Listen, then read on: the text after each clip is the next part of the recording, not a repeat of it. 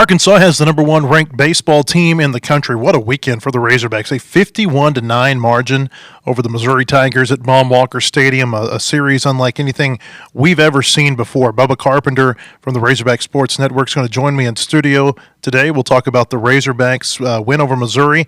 We'll talk about this number one ranking. We'll look ahead to Arkansas State game tomorrow night, but first a word from Kendall King. At Kendall King, we're proud of over 4 decades of design. We're continuing the legacy of great creative design by combining our brands of Kendall King, Soapbox, and Shopcart. Together, these brands represent a new focus in marketing design with individual attention to specific areas. Through our design expertise supported by a team of talented professionals, we showcase our best. We are Kendall King, we are Soapbox, we are Shopcart, we are design.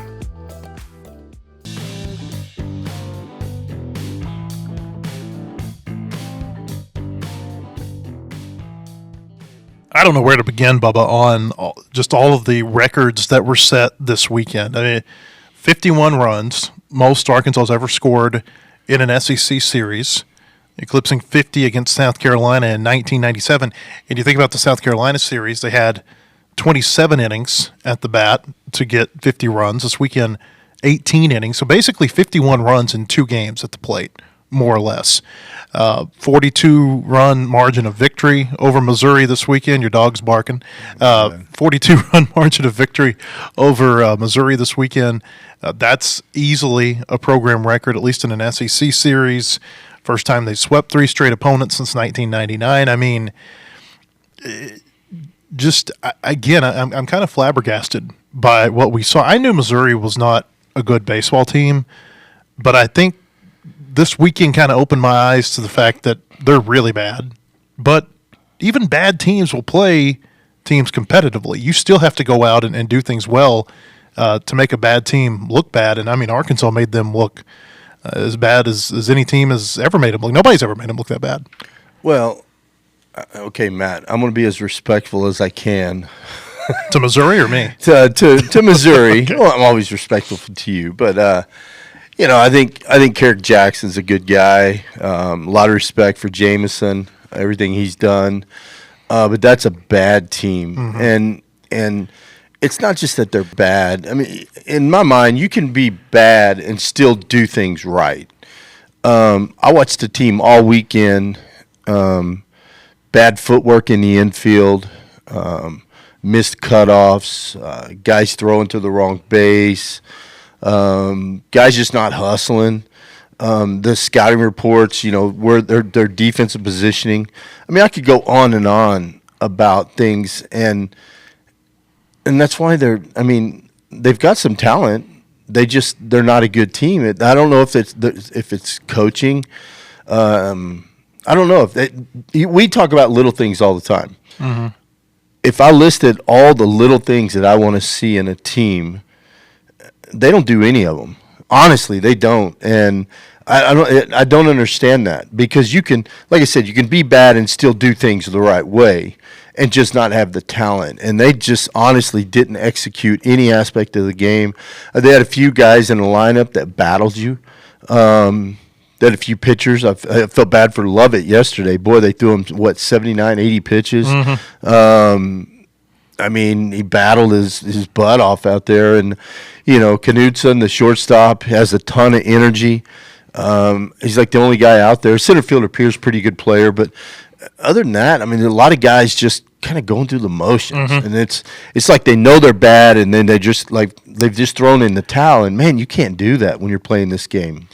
Carrick Jackson, their coach, he had this quote after Saturday's game. I'm going to get confused because of all the schedule adjustments, everything we had. He said this on their radio network after Saturday's game. He said, quote, "I've tried to say everything that I can say, and obviously I have to keep trying, and maybe something is going to click for them. But, you know, when you're at this level, we shouldn't have to motivate you to play the game that you love to play and go out and play it well." When I heard him say that, I mean, you do not hear coaches say that publicly. I mean, to me, it showed a real lack of frustration with what they're trying to teach, and there's a disconnect between what they're trying to teach and obviously what's showing up on the field. Well, this is the first time I've ever done that. I saw Carrick put the headset on after the doubleheader loss yesterday, and I told Phil, I said, I want to go hear what they're asking him, because the radio guy was asking him the question. So I stood outside and stuck my head over there where I could hear, because I wanted to know what he was asking him. And, I know the question that led to that answer. And I was curious to what he said on his end. And so it was good to hear him say that, because I know what the question was before that. And I mean, I guess, obviously he's trying to do the best he can. But look, if you don't want to play hard, and if you don't want to play with passion, find someone that will. I mean, it's not hard. Put someone else out there. And maybe you sit on the bench for a weekend. You decide you want to play hard. There's all kinds of quotes he had yesterday. He said, quote, "We don't have anybody that can stop them on the bump, so we have to be able to get some guys to put up some zeros." I mean, he says we don't have anybody that could stop them. And that's what it felt like. Yeah. I mean, how many scoreless innings did Arkansas have over the weekend? Not many. Yeah. Maybe 5 or 6? I think Lovett shut us out 2 innings, maybe. And that was it. I mean, I think he's the best guy they had. He's up to 94. But they waited till they were down, I even know, 8 or 10 before they put him in. But other than that, I mean, they just didn't have guys to me that look like SEC pitchers, to be honest with you. I mean, they ran a guy out there yesterday starting. I think he topped out at 86. I mean, that's not going to get it done in the SEC. Missouri, they've got some injuries in their bullpen. Ian Loesch, who had been their number one starter all year, he got hurt at Texas or against Texas last week, and he wasn't able to play this weekend. I think their number one starter before the season got hurt, and so he hasn't even pitched. You saw Neubeck yesterday. I mean, he was one of their top pitchers 2 or 3 years ago, and then he'd missed like 2 years with injuries. Right. In fact, he just came back in the midweek before they came here to Fayetteville. They got another reliever who's injured, so that matters. I mean, it makes a difference. But even like you think Ian Loesch, his numbers weren't good. I mean, like a 7+ ERA. Everybody's whip on this team is 1.6 or higher. It seems like just not a real talented pitching team. It just does not look like the quality of arms that you see at most of the other SEC programs, even the ones that are struggling. Like a Florida, who's 1-11 now in the SEC. Yeah. I mean, look at the quality of the arms there versus the quality of the arms at Missouri, and it's not even close. I'll play a few sound clips here for you. Dave Van Horn had this to say after yesterday's doubleheader sweep. Arkansas winning yesterday, 14-4 and 16-2 after a 21-3 win on Saturday. I mean, we scored 50 runs in 3 games. We scored 50 runs in less than 24 hours, pretty much. And it's because our hitters they battle and they make you throw strikes for the most part, and got a lot of big 2-out hits. Pitchers didn't walk very many people, and I just told the team, even our relievers were coming in with good lead. The game, for the most part was over, and they didn't just come in there and go through the motions. Man, they pitched, and that was really good to see. It gives the coach confidence, players confidence, and I like what I saw from our bullpen the last 3 games. You think about some of the guys who pitched this weekend. Will McIntyre came in and had a nice inning. Christian Fouch had a dominant inning. They got Cole Gibbler, his SEC debut. I mean, it was good to see a lot of these guys who have been struggling or may have not had that opportunity in the past come in and get themselves a good inning and maybe some confidence moving forward. I think so, and that's one thing I talked about in the post game yesterday is, you get a hitless inning from Fouch, Gibbler, Wiggins, Aiden Jimenez, 2 hitless innings. You look at Saturday, Dylan Carter, Will McIntyre, hitless innings. Steele Eves gave up 1 hit, but I mean they all came in and threw the ball really well. And I tell you, I'm proud of the team and just the Razorbacks in general, the way they played the game. A lot of teams, and you've seen some stuff around the SEC, a lot of teams would have gone Bush League after they just start beating up on people. They'd be bat flipping and doing cartwheels at the plate and all kinds of stupid stuff that goes on these days in the SEC. We beat them. We beat down on them 3 games, and we did it professionally. Like we knew we were supposed to do that. You know what I mean? Yeah, and there's a way to do it. There's a way to go about it.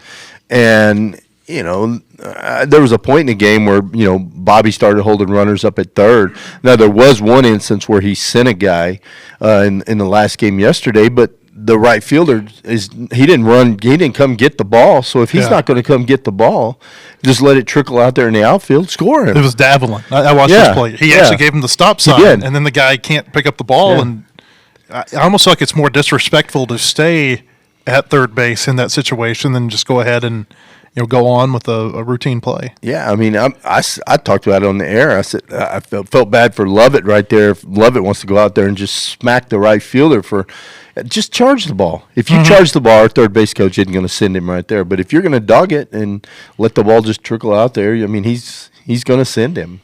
And they don't set the record for the most runs in the weekend if they're their first baseman pitcher, they can't get their act together on that little dribbler. And then Gabe Frazier just beats it to first. That scores a run. Then the next guy, I think maybe Cahillo, gets a hit up the middle. That scores a run. And I don't know, it's just that kind of weekend for Missouri. So I outlined that at the very end, first baseman Nicoletto not covering first. Mm-hmm. That was like just kind of a culmination of the whole weekend. That just said it all right there in the way they played the game of baseball. And it's just not supposed to be played that way. Like you said, you can be bad, but do things right. So these are the highest scoring SEC series Arkansas's ever had.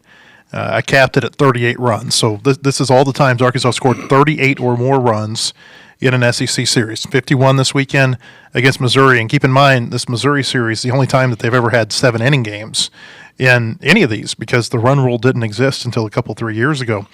South Carolina in 97, they scored 50 runs. They actually lost one of those games, by the way. They scored 50 that weekend, and it was really propped up. They had a 30-run game in the finale, 30-7. Also in 1997, you're going to hear a theme here.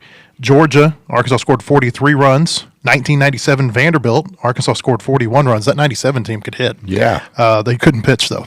And I think they ended up like 14-15 in the SEC, and they've got all these offensive stats. I mean, that's a lot of these numbers that Arkansas is chasing this year offensively, like best slugging percentage, for instance. That was the 97 team when they're playing with – how would you describe those bats they played with in 97? It's like corked bats on steroids. The 2018 team, Kentucky series. You remember this one? That was their first SEC series that year against Kentucky. Hit 13 home runs, scored 39 runs. Mississippi State in 95, 38 runs. Ole Miss in 98. Arkansas scored 38 runs.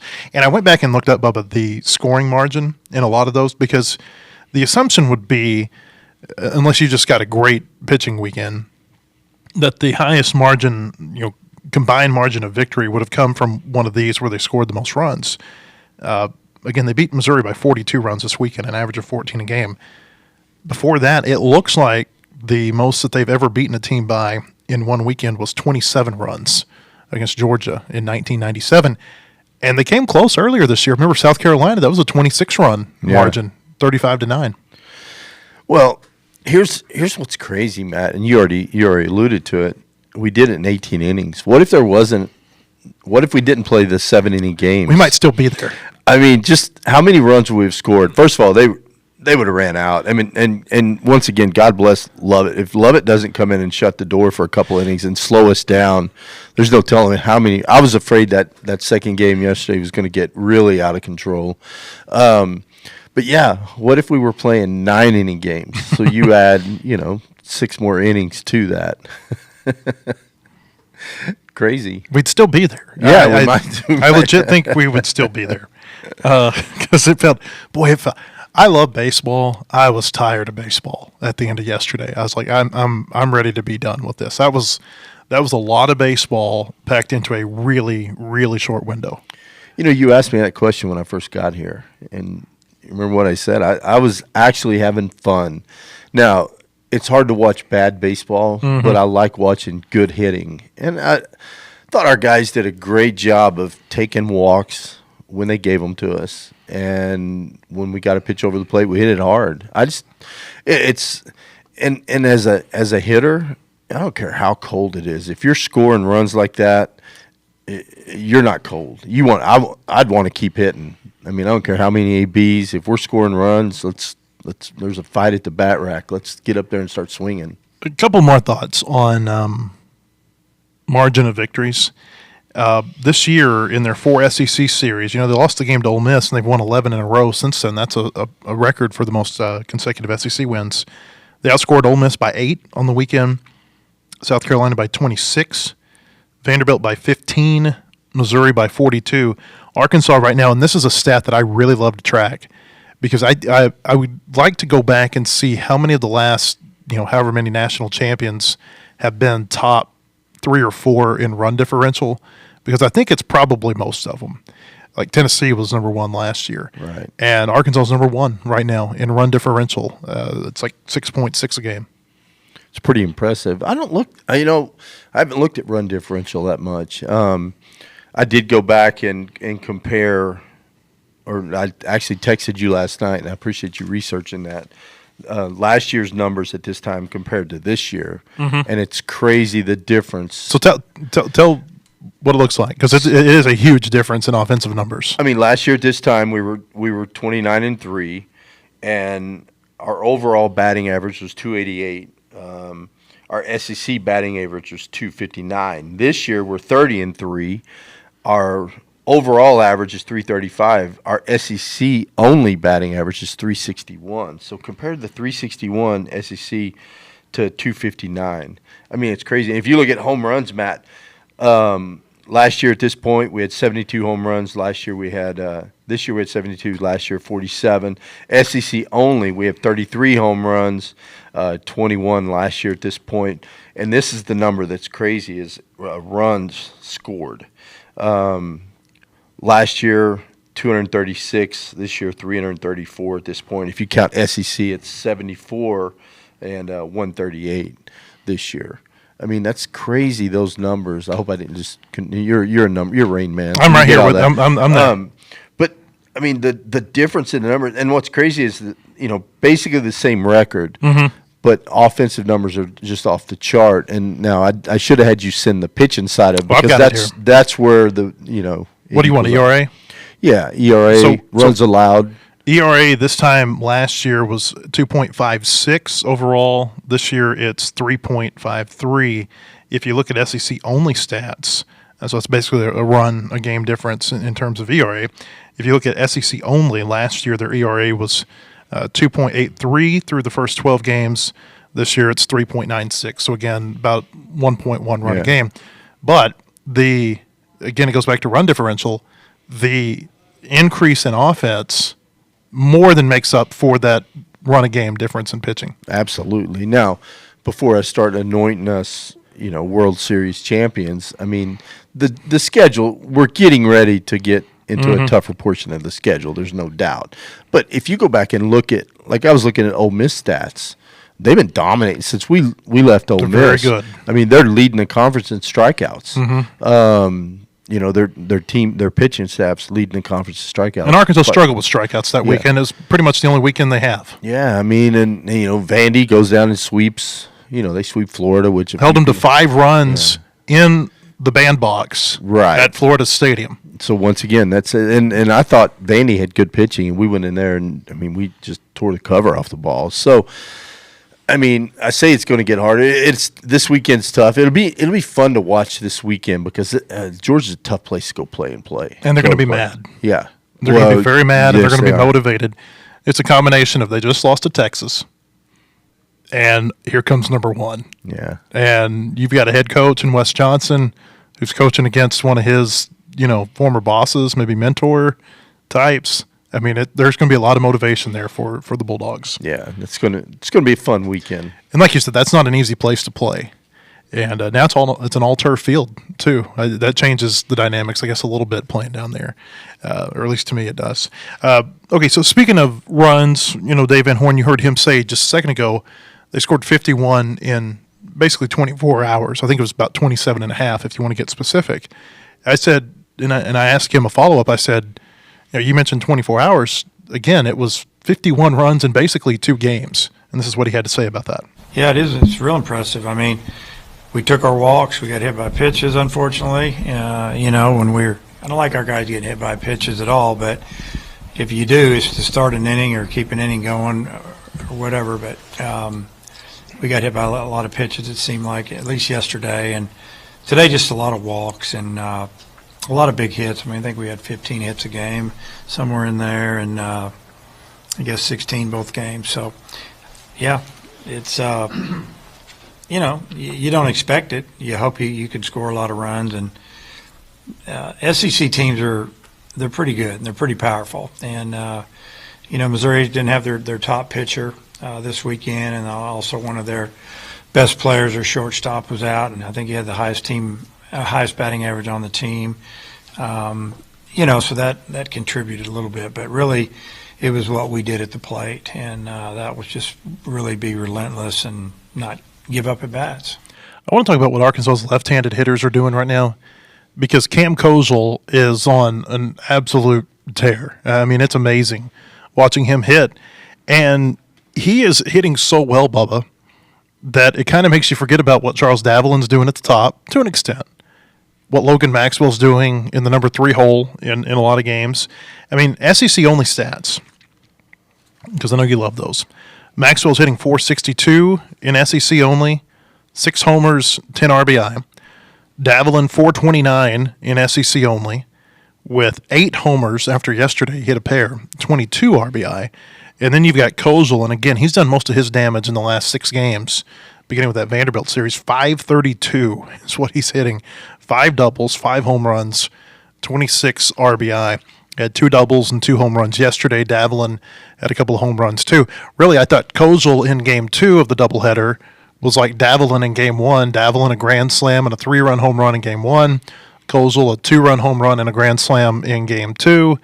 And I know they're a little bit different, and when you see them side by side, like we saw them up at the podium yesterday, you can see, Kozel's a little bit thicker, maybe a hair taller, but when they're at the plate, they look like the same hitter. I mean, they're a ton of backside hits. Obviously, they go the other way really well, and short, compact swings, and boy, they are hard to get out right now. I told somebody in the press box yesterday, I said it's almost like they're on a little 2-man competition to see who can be more hellacious on the other pitching staff. I thought it was funny on the SEC network. I looked up at one point on the monitor, and they had Lenny Dykstra and Charles Davilin side by side. I don't know if you saw that or not, but I've heard that the comparison of those. Yeah, a lot of similarities there. But the thing is, it's crazy, Matt. They both use the whole field. Mm-hmm. They take what the pitcher gives them. If they get a pitch away, they're gonna drive it to left field. With 2 strikes, they do a great job with 2 strikes. Like Kozel's grand slam yesterday, he's a 2-2 breaking ball. Got his hands aside it and hit it halfway up the building. They just and they don't expand the zone a whole lot. What I like the most is they seem to always get their best swing off. And that's something that Nate preaches a lot, is get your best swing off, and they do. And it's whether it's going the other way, pulling the ball, whatever. They just I don't know. They just seem to have a really good approach and plan at the plate, a really good feel for their strengths versus what the pitcher's trying to do to them. You can mesh the two together, and that's your approach. Doing some math here real quick for you. OPS for these 3 left-handers in SEC only. Davilin, 1367, pretty good. Third best on the team. Yeah. Third best. Maxwell, 1524. Kozel, 1539. And again, an OPS, for people who may not get into the more advanced statistics, good OPS is 900, 950, I would say. Maybe even, I think you maybe even go down into like the upper 800s. Yeah. That's a good OPS. Anything over 1,000 is pretty much considered elite. And here you got 3 hitters who are anywhere from 400 to 600 points over 1,000. Yeah. Well, I shame on me. I left Maxwell out on that when I was talking about the left-handed hitters. He's what I consider he looks like a professional hitter at the plate. Like the way he takes pitches, swings on his terms. I love it. I just love his approach. And I thought they were smart yesterday. I mean, obviously he's dealing with the hamstring, and that's probably going to be something he deals with all year. It wouldn't surprise me. But those have got a tendency to really flare up and hurt on cold weather days. And, I mean, at some point they're up by so much, let's just go ahead and get him out. Right. And then they didn't play him in Game 2. Yeah, I was a little worried about that. On that bloop double he hit, I saw him kind of holding his hand, like stretching a little bit. And so Yeah, you worry about that a little bit. But, the good thing about it is it gave Carson Bowles a chance to play, and look what he did. He come up and hit a 3-run homer. So, I mean, it's it's good for other guys to get a chance to play as well. But I know Logan I'm sure he hated being out of that lineup in game 2. I guess I threw the softball of all softballs a question to Dave yesterday because of the way he reacted to it. I asked him, I said, how pleased are you with what Kozel and Davelin are doing for you in the lineup? And this is what he had to say. I mean, to me, that's a super easy question to answer. I mean, those guys have been amazing. Davelin just seems like he's always on base. He scored 50 runs this year already, and he's got double-digit homers and got 50 hits. And Kozel was in that lineup early and just wasn't going to be denied for the most part, and just got better and better. And now he's really hitting, and if you make a mistake, he hits it pretty hard all over the field, and he'll fight you with 2 strikes. And his RBI count, he's up to like 37. And, probably 10 days ago or 2 weeks ago, he might have had 18 or something. I don't know. He's driven in a lot of runs lately, started innings, finished innings with big hits, finished off games, honestly. So those 2 hitters have been really good the last couple of weeks. We got a lot more to come on our podcast. Arkansas ranked number 1 today in the national polls. We'll talk about that. We'll take a look around the SEC. What's Nate Thompson's effect being in the dugout on all these high-scoring games? A lot more. But first, another word from our sponsors. At Kindle King, we're proud of over 4 decades of design. We're continuing the legacy of great creative design by combining our brands of Kindle King, Soapbox, and Shopcart. Together, these brands represent a new focus in marketing design with individual attention to specific areas. Through our design expertise supported by a team of talented professionals, we showcase our best.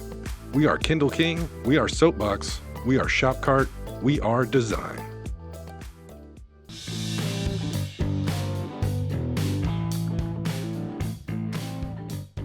Hey, welcome back. I want to tell you about our friends at Bentonville Glass. They've been serving their community since 1971. Committed, professional, versatile. If you're looking for a quality leader in Northwest Arkansas or looking for skilled craftsmanship, look no further than Bentonville Glass for all your glass market needs with the highest quality products. You can come by and see them now at 507 South Main in Bentonville or online at bentonvilleglass.com. Not just a big weekend for Razorback baseball. Razorback softball defeated Florida, the second-ranked team in the country, on their home field down in Gainesville this weekend. Highest-ranked win ever for the Razorback softball program, or highest-ranked series win and highest-ranked win in terms of the Courtney Deifel era over a number 2 ranked team. You can read more about them at wholehogsports.com. Ethan Westerman did a good job covering softball for us all weekend. I want to tell you can get the latest breaking news on the Razorback Sports at wholehogsports.com.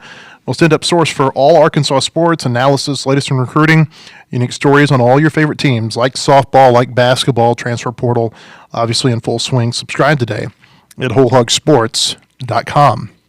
So Arkansas is number 1 in the polls that have been released so far. As we record this, we're still waiting on a couple of polls to be released, but really it looks like right now the top 3 in some form or fashion this week is going to be Arkansas, Texas, who had a really impressive series sweep of Georgia this weekend. And you look at Texas, and I think you put their resume up against anybody's in college baseball right now. They and Arkansas are both 11-1 in the conference. LSU went over to OU and won a series over the weekend. And then you've got the teams that were just number 1 and number 3 and number 4, the Tennessees and the Georgias and the like. It just kind of never ceases to amaze you how difficult and competitive this conference is, and deep. You look at A&M sweeping a doubleheader from Tennessee and run ruling them in the second one. I mean, that's A&M. What were they, 1-10 going? I think they were 1-9. Well, they were 1-9 going into that doubleheader, and they had been no hit by Tennessee the night before. Right. No hit the first game, and then come out. That's but they've got talent. They've got a ton of talent, but that just goes to show you how fragile it is in the SEC. I mean, how just the margin for error. I mean, you don't know what's going to happen. That's why with Missouri coming to town this weekend, Matt, I was like, okay, you feel like you need to sweep them. You feel like if you don't sweep them, that's kind of like, you're playing golf and you've got that easy par 5 and you par it instead of birdie. You feel like you're losing one to the field. That's the way it felt with Missouri coming to town. But you still got to go out and play the game. They're an SEC team. But some of the scores that you see around the league, it's some of the lopsided scores from day to day. It's crazy to me. A&M, I mean, you talk about the ability to just flush the game before. Yeah. They got no hit, and then they scored 6 runs in the doubleheader against Tennessee, 17-9. Yeah, something like that. It was crazy. I went back and watched it on YouTube, watched the highlights of the first game, started watching the highlights, second game, had to leave and go to the stadium. But yeah, it's crazy. It shows that they've got talent. I mean, they hit a bunch of home runs. I don't know how many home runs they hit over the weekend, but on yesterday alone. Part of that's that ballpark. Yeah. I mean, that ballpark is, mentioned Florida, they've got a bandbox. I mean, Tennessee is right there with them. Yeah. Probably, I would say those are based on the direction that the ballpark faces more than anything else. I don't know what the dimensions are in either of those, but I don't think they're crazy off from what other SEC stadiums are doing. But I mean, Florida and Tennessee year over year hit more home runs than anybody else. And when you look at it, and it's this way with most teams, but it's significantly more in their stadiums, and that's why I say that. Yeah, and I think Tennessee, like I said, I got to watch the first game, kind of watch the highlights. Tennessee kicked a couple balls around. They gave A&M a couple extra outs, and if you're playing an SEC team, you can't give them extra outs, and it came back to haunt them. That's the difference, I think, between, and I'm not saying Arkansas is a better team than Tennessee, but the big difference I see between Arkansas and Tennessee right now is in how they play defense. And Arkansas didn't play great defense this weekend. How much do you think the cold played into that? I think back to Sousa's play to start game one. Ball's hit 104 miles an hour. It's one step to his left. That's an easy double play ball. It should have been 4.63.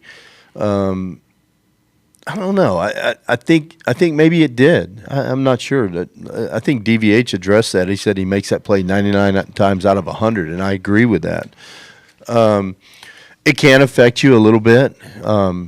I think especially early in the game like that. That was first inning, and you're really not in the flow of the game yet. But I think once you get out there and start playing, I think the adrenaline starts flowing, and I don't know that the cold really bothers them. I was talking to my wife about it, and she was asking. I'm like, no, I don't remember playing a game once the game got started really being cold. In the minor leagues, we're playing up in the Northeast early in the year. It's snowy and freezing rain and all kinds of stuff. But I think once the game starts, you don't really think about it. But maybe that first inning, it can be make a difference. But I like the fact that Gackle kind of overcame that. It was kind of scary to think we had the bullpen up, had Ben Bybee up in the first inning. And that's kind of scary. But it was good to see Gackle pitch out of that. Yeah, Bybee didn't pitch in a game this weekend, but he probably threw like 40 or 50 pitches because they had to get him warm a couple of different times during that.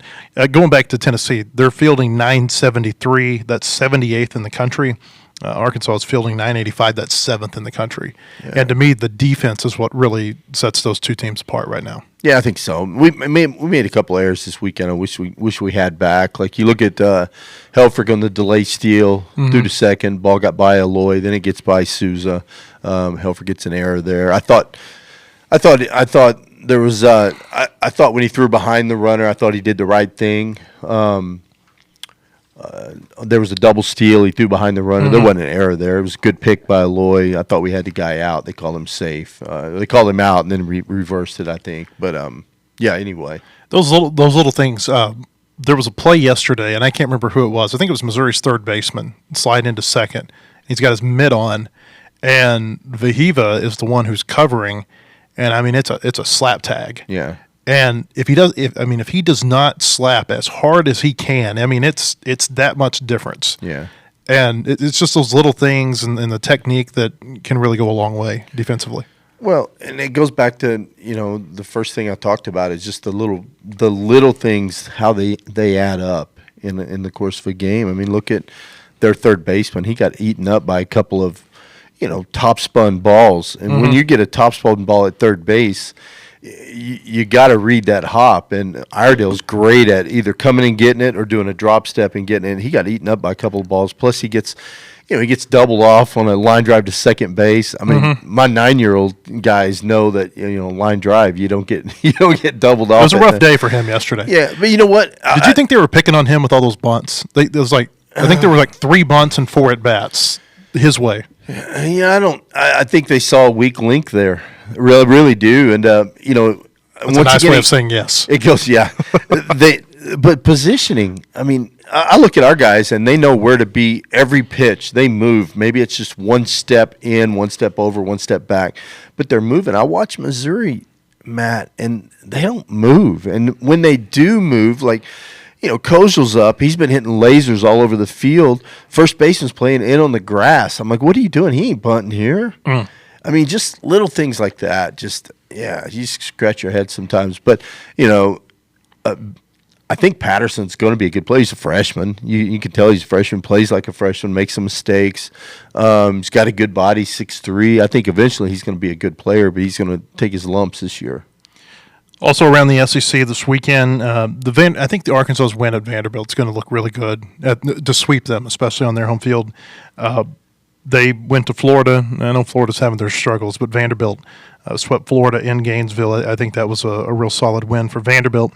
Mississippi State took the rubber game from South Carolina yesterday. So South Carolina under Paul Maneri just 2-10 right now in SEC play. They're really having a rough go of it. Auburn won a series over Alabama 2-1 this weekend. That game was played in Auburn. Mentioned Texas swept Georgia. That was to me, that was the result of the weekend because there was a lot of thought about, hey, how's this going to go? I tell you what, and I've said this for a long time, Schlossnagle can really coach. And now that you have this era that he's coaching in where you don't have to have that 2-3 year buildup of your roster, I mean, Texas, they look good. Yeah, he's a good coach, but I lost all respect for him last year. I'm sorry. I look at him different. Good coach, yeah, but because of how he left A&M. Yeah, you got to have a little character there. Character goes a long way with me, and yeah, the way he did that, that's, I don't know. Didn't like it. It's probably not the only. He's not the only coach to do what he did, but yeah, I don't forget stuff like that. LSU won its series over at Oklahoma, and Ole Miss took the series over Kentucky this weekend. So let me ask you, what's the biggest surprise in the SEC? If you look at all the teams in the SEC, what's your biggest surprise? Florida at 111. That's what I was going to say. I can't believe that because O'Sullivan does a good job. You talk about well-coached teams. Usually they do the things that other teams don't do. They play similar to Razorbacks. To see them 1-11, it's just hard to believe. It makes you wonder on a team like Florida. So A&M, they turned it around this weekend, and now maybe they've got some positive momentum going forward. I'm really interested to see how that goes when they come here in 2 weeks. Florida, they were able to keep it together just enough last year to make the postseason. Then they got on a run. Right. I have a different feeling about this year's Florida team. I don't know that they've got the leadership within the clubhouse on this year's team, and it feels like this could go really south on them. Like maybe they don't have that midseason turnaround like they had last year. The good news for them is they have Missouri coming to town this weekend, so they might get a couple of wins. They might sweep them. You never know. What if Missouri won a game? Because we're legitimately talking about Missouri. Do they go 0-30? Yeah, I texted. I texted Brett Dolan yesterday, and I said this team could legitimately go 0-30, and I don't think that's ever happened. I don't believe so. I think there have been some teams that have had like 3 and 4 wins, but I don't remember one that's ever been winless. That's hard to go 0-30. I think their only chance, from what I saw this weekend, I think their only chance would be Xavier Lovett, starting him in a 7-inning game. Hopefully they get a little bit of production from the top of the lineup.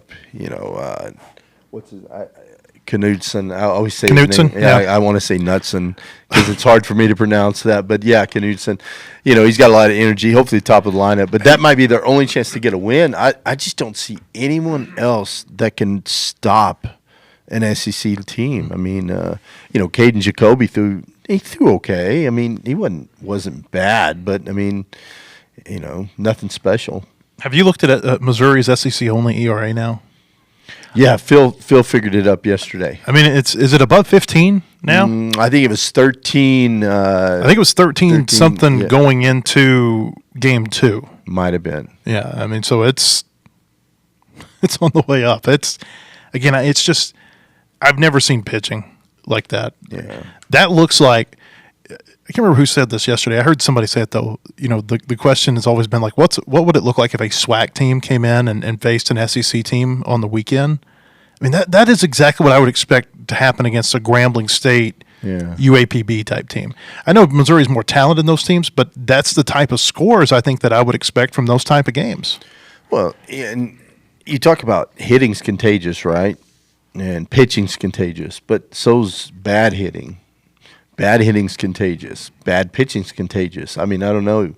Can they turn it around? Do they have a chance? I just didn't see the arms down there that could possibly turn it around. Maybe there's a couple guys that can come back from injury and help them. But, yeah, it's just going to feel bad for Carrick Jackson. It's going to be a long year. You talk about your guy Knudsen. At least he was trying to energize the dugout. Yeah. I said this morning the dugout was as dead as the Dickie Stevens outfield from Missouri, outside of that guy. I mean, there's just no life at all over there. And I know it's hard when you're getting your brains beat in like that every game, but just no sign of like anything coming out of there. Even when they get up 1-0, 2-0, it's almost like it feels like they've got a Novocaine injection and they know what's coming in 5 or 10 minutes. Yeah, I think so. And, God bless Knudsen for trying. He had some energy. I know his first at bat of the second game, he didn't like one of the calls, was barking at the umpire a little bit, and then he drew a walk, and he was all pumped up. And said something to Vital Cheese, too. Yeah, that's – I couldn't tell. Did he say it to Vital Cheese? I think he kind of said it in his direction. Yeah, I know there was – because the umpire got on him and said, knock it off. It's cool. Little Vital Cheese just blew it off. He's like, yeah, I'll get you out next time. Actually, I think the next time he gave up a double. That's right. You're right. Because it was like a 2-strike pitch, and I'm like, okay, he's going to get him back here, and then boom, there's a double. But I mean, again, I feel bad for Missouri, and I feel bad for their coaching staff because some of this may be a byproduct of bad coaching. I don't know, but I think a lot of it is a byproduct of an administration that for years and years and years has totally set baseball to the side, right, and said you guys just kind of exist. And I think back to whenever Tony Vitello interviewed for that job in 2016, the year before he took the Tennessee job, he interviewed for the Missouri job, and I talked to him whenever he decided that he was coming back to Arkansas, and I can't remember exactly what he told me, but I think I've got the gist of this right. He said, even if they offered it to me, there was no guarantee that I was going to take it. I think that when you are in a program, and Arkansas has changed a lot since that time, but when you're in a program that has resources and then you go look at a program that doesn't have resources, I think it would be the type of job that you'd probably say, hey, I don't know that I want anything to do with that.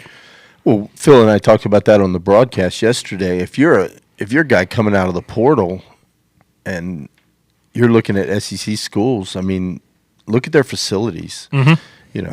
I haven't been up there with the Razorbacks, but I've played a few showcase events at that field, and it's not good. It's just not. There's nothing to draw you in there. I mean, I don't know why a guy like your top end players are not going to go there unless you're just a kid growing up from Missouri, and your dad went there or something, and you want to play there.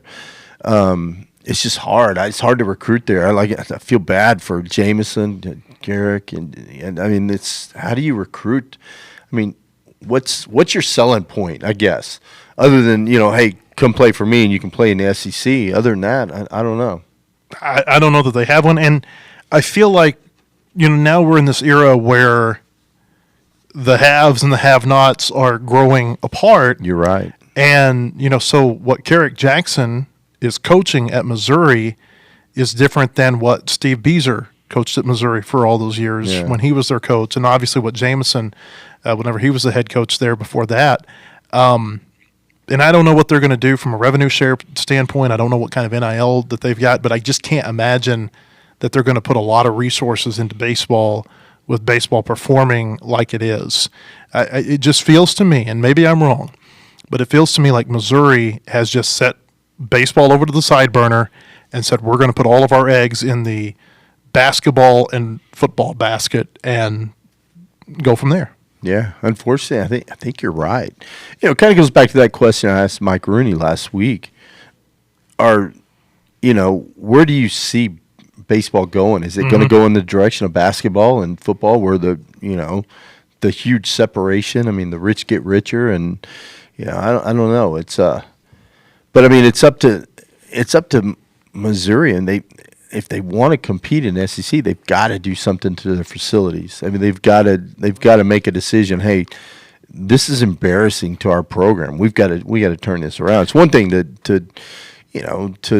be at the bottom, but just get embarrassed. I mean, they've got to.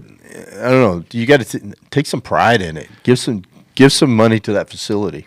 And when we say it's a bad facility, I mean, if you haven't been up there and seen it or seen other facilities in the SEC, like the chasm between the 15th best facility and the worst is huge. Yeah. I would say 15th is probably OU, right? I mean, it's not a great ballpark, but at least they're trying at Oklahoma. And I don't feel like they're trying at Missouri. Yeah, like OU. Vanderbilt Stadium is built into the side of the football stadium. Right. But at least they've tried, and they have actually built something there that is serviceable and nice.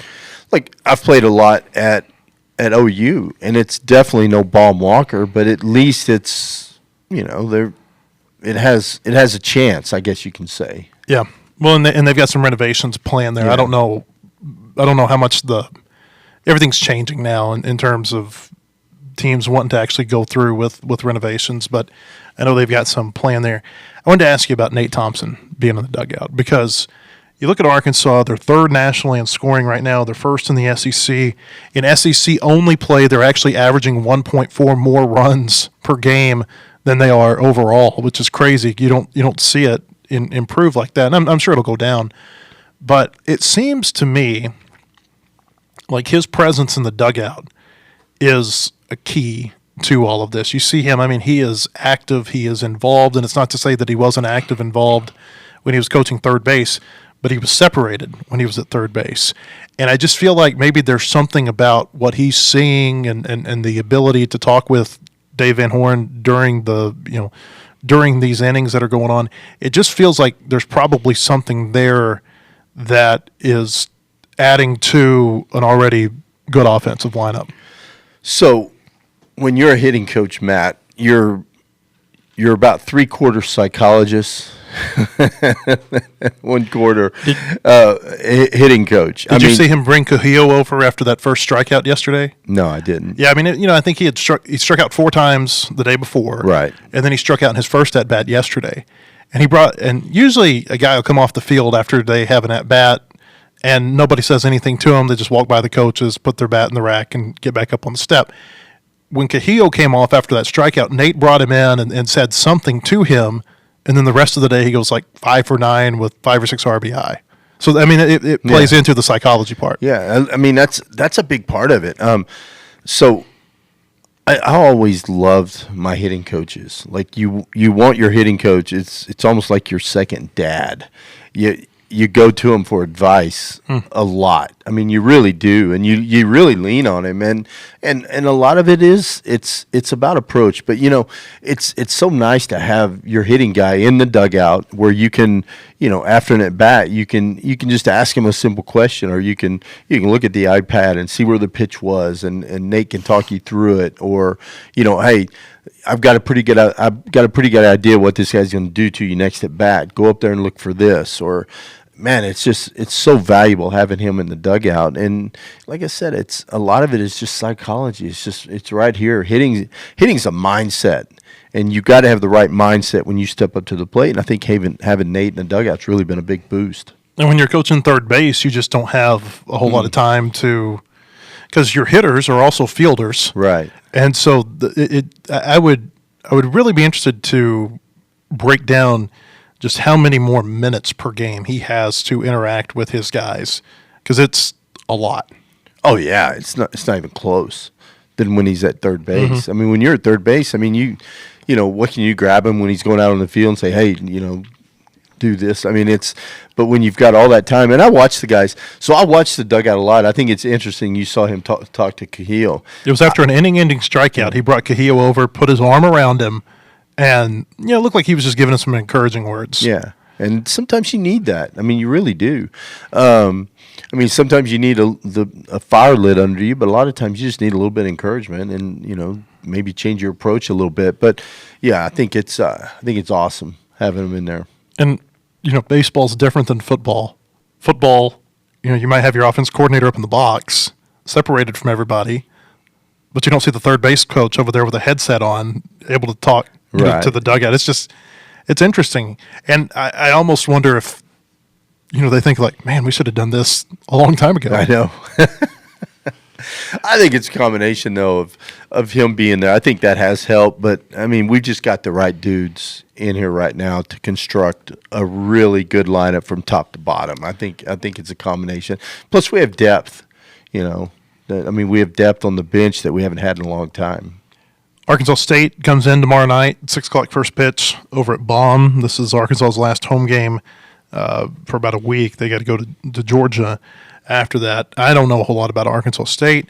I do know this, though, from a pitching standpoint, Arkansas, it feels like they are in a good shape going into this game because you play 3 7-inning games. You get a little bit of length from your starters, maybe not as much as they would have liked to have had, but they didn't have to use the bullpen a whole lot. And I don't know, outside of Jimenez, did any reliever pitch more than 2 innings this weekend? I don't remember one. No, I don't think anyone did. Just 1 inning at a time. And no Colin Fisher, no Tate McGuire, no Ben Bybee. This is a good opportunity for them tomorrow night. I would expect to get some innings. Yeah, I think so. I would think Tate threw well last Wednesday. I would assume he's going to start, but you never know. And then you definitely want to get Bybee a few innings or a couple of innings, and then Colin. What about in terms of getting some of these hitters off their feet? There's got to be an interesting dynamic at play here between, okay, these guys are hot. You want them to keep hitting, but they also might be a little bit tired because they just, even though it was 3 7-inning games, I mean, I would not be surprised if Charles Davlin had over 20 plate appearances in these 3 games. I don't know that for sure, but it wouldn't surprise me. So the dynamic between keeping them hot and getting them off their feet before this series at Georgia. I don't know. If I was in the lineup, I wouldn't want to sit. I would never want to. I would. Yeah, I hated days off. And I don't think you get at that age. You don't get tired. Now, if you're a guy like a Maxwell battling a hammy, that's different. But man, those guys want to be out there. Davlon wants to be there. I mean, because the whole lineup, they all want to be in there. Now, the one exception would be a Ryder Helfrich. I think. You got to give him a day off. Yeah, you got to give him.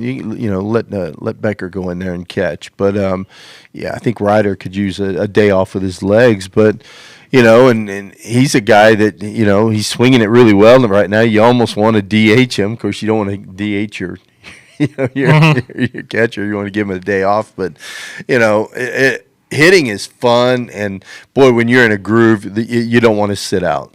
Arkansas State 14-17 overall this year. They're 5-7 in the Sun Belt Conference. Sun Belt's got 3 ranked teams, by the way, this year. Sweet. They're kind of flying under the radar.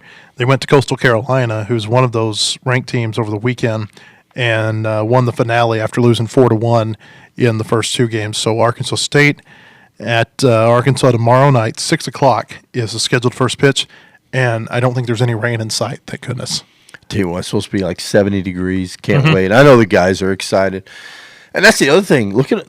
Thinking about what they did over the weekend in those elements, because it is not fun to hit when it's that cold. I mean, yeah. Do you think they would prefer Texas to be number 1 this week? No. I'm not one of those that says, oh, no, we're number one, we're going to tighten up now. I don't think this team will tighten up. I think this team knows they're good, and I think they're going to wear it with a badge of honor and just say, hey, we're still going to go out and play Razorback baseball. I mean, we're good. We've earned it. I think the thought process there is that number one gets the attention of the opponent a little bit more. But you don't think it matters if you're number one or number two or number three? I don't think so. I think if you're Arkansas, you get the attention of every opponent, whether you're 1 or 10 or whatever. I think every team that plays the Razorbacks knows what they're getting ready to. I mean, they know what's getting ready to come when they play a Razorback team. They play a Georgia team this weekend, and we'll talk more Georgia series, but just real quick, it's not really pitching that well. They're an offensive-minded team, and so it feels like it could be another high-scoring weekend down there. I think with these left-handed hitters, they go over to Foley Field. That's the shortest porch in right field in the SEC. Good weekend to be a hitter, right? Is there ever a bad weekend to be a hitter? Hell no. Every weekend's good. All right. We appreciate you joining us. We'll be back with another podcast tomorrow. Dave Van Horn is speaking at Swatters Club today here in Fayetteville. We'll have coverage from that this afternoon at our website, wholehogsports.com. Bubba will be back in studio Thursday as we preview Arkansas and Georgia. Hope to see you at our website. Hope to see you tomorrow on our podcast. Have a great day, everybody.